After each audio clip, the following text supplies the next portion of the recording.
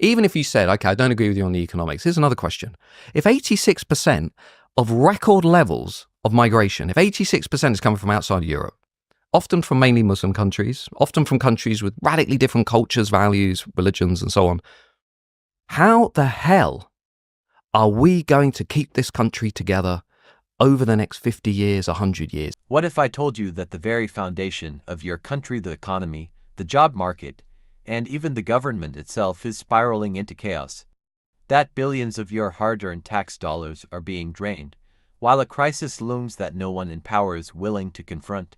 Tonight, we expose the shocking truth about the economic disaster unfolding right under your nose, why it's happening, who's responsible, and how it could impact your future. You won't hear this on mainstream media, but by the end of this video, you'll understand why this crisis is more than just numbers. It's a battle for the very survival of our economy. Stay with me until the end, because what you're about to hear will change how you see everything. We're going to do things differently. We're going to tell the truth, even when they are hard truths.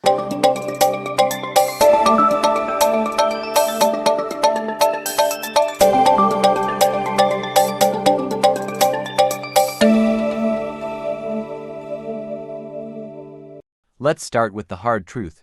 Right now, 8 to 9 million people in this country are unemployed. That's nearly an entire major city's worth of people out of work. And yet, the government is aggressively pushing for mass immigration to fill jobs.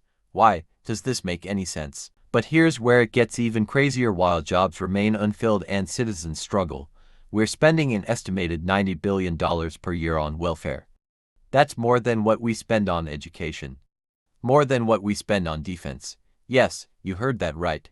While global threats rise, Russia, China, North Korea, our leaders are prioritizing welfare over national security. Now, let's dig deeper. Our national debt has exploded to a staggering 101% of GDP. That's not just an accounting number, that means we owe more money than we produce as a nation. And it gets worse. Some experts say that once a country hits 135% debt to GDP ratio, financial collapse is almost inevitable. Guess what? We're well on our way there. Historically, 52 countries have crossed this debt threshold.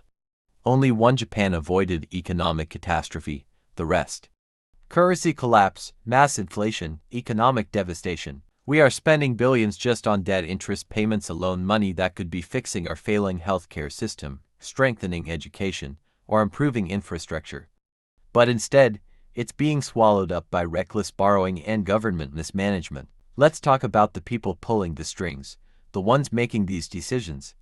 The same government officials, the same unelected bureaucrats, the same financial elites who have been running the show for decades. It's no accident that nothing changes. We don't just have a government problem, we have an elite problem. A counter-elite is rising in America, as we've seen with Trump's resurgence. But here, in Britain, who is even daring to challenge the status quo? Is this really just incompetence, or is it by design? Here's where it gets real. If this continues, inflation will skyrocket, your savings will lose value, and taxation will crush the middle class. But the worst part, the government's solution is always the same: more debt, more taxes, more spending. It's a cycle that only benefits the elite while you get left behind. But there is a way out. Other nations are proving that radical government reform is possible. Slashing waste, cutting down on unnecessary bureaucracy, and prioritizing citizens first. But for that to happen, people like you need to demand change. This is just the beginning. If you found this eye-opening, share this video. Comment below, what do you think is the biggest failure of our government right now? And most importantly, subscribe and turn on notifications.